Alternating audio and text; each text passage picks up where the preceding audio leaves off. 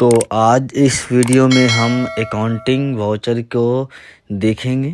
सभी accounting vouchers हम लोग टेली पढ़ाई में कैसे एंट्री करते हैं, किस वाउचर का कहाँ पे क्या इस्तेमाल किया जाता है, ये सब हम लोग इस क्लास में देखने वाले हैं। ठीक है, इस क्लास में हम वीडियो को स्टेप बाय स्टेप देखेंगे। तो वीडियो में बने रहने के लिए हमारे चैनल को सब्सक्राइब जरूर करें। ठीक है, तो सबसे पहले हमें समझना है कि अकाउंटिंग वाउचर्स होता क्या है। ठीक है, अकाउंटिंग वाउचर एक सहायता दस्तावेज होता है जो किसी भी वित्तीय लेन देन को प्रमाण के रूप में काम करता है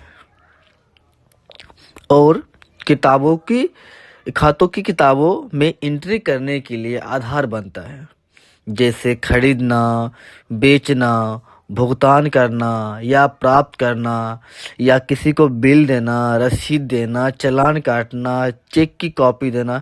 बहुत सारे जितने भी आप लोग बिजनेस में लेन देन करेंगे, जो भी आपका व्यापार में लेन देन होगा, सब के सब हम लोग अकाउंटिंग वाउचर में दर्ज करते हैं। ठीक है, तो अकाउंटिंग वाउचर में आपको इन सभी वाउचर्स को देखना है।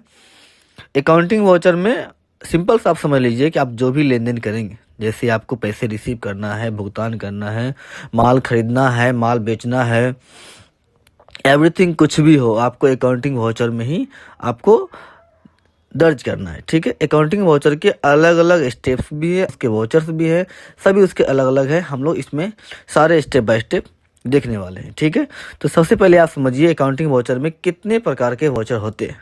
ठीक है, तो सबसे पहले हम समझते हैं। पहला हमारा होता है कॉन्ट्रा वाउचर। ठीक है, कॉन्ट्रा वाउचर, उसके बाद हमारा आता है पेमेंट वाउचर। ठीक है, कॉन्ट्रा वाउचर, पेमेंट वाउचर, उसके बाद आता है रिसिप्ट वाउचर हमारा।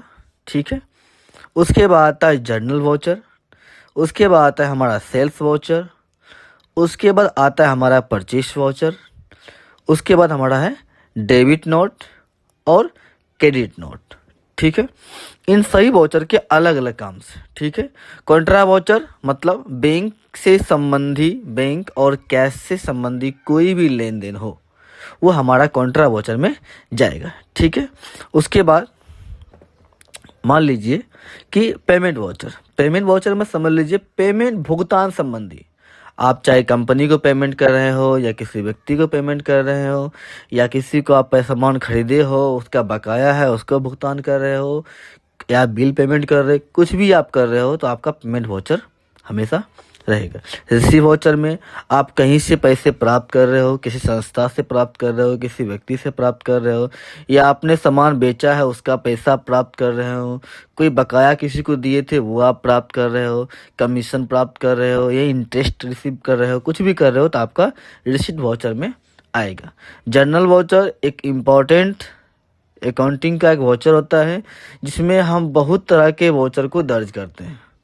ठीक है, इसमें वैसे वाउचर दर्ज किया जाता है जो विशेष होता है, जो हमारे किसी वाउचर से मिलता जुलता भी नहीं होता है, और इसका बिजनेस को मतलब मेंटेनेंस करने के लिए, किसी वाउचर को मेंटेनेंस करने के लिए, किसी को सैलरी मेंटेनेंस करने के लिए इस वाउचर का हम लोग स्पेशली वर्क करेंगे। हम आगे वीडियो में इसको देखेंगे।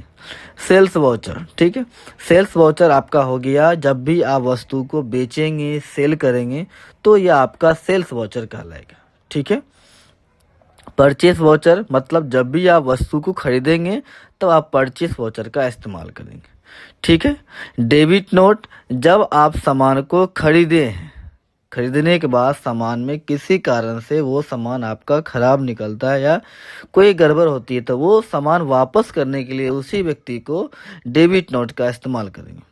आपने कोई सामान बेचा है, आपने कोई सामान सेल किया, वो सामान ख़राब निकला है, तो उस सामान को आप रिसीव कीजिएगा, रिफ़ंड आप लीजिएगा, तो क्रेडिट नोट का इस्तेमाल हम लोग करेंगे। ठीक है, तो वीडियो में बने रहना है। अगला चैप्टर हम लोग contra voucher, payment voucher, receipt voucher, general voucher, sale voucher और purchase voucher, debit note, credit note में हम लोग एंट्री कैसे करते हैं। ठीक है।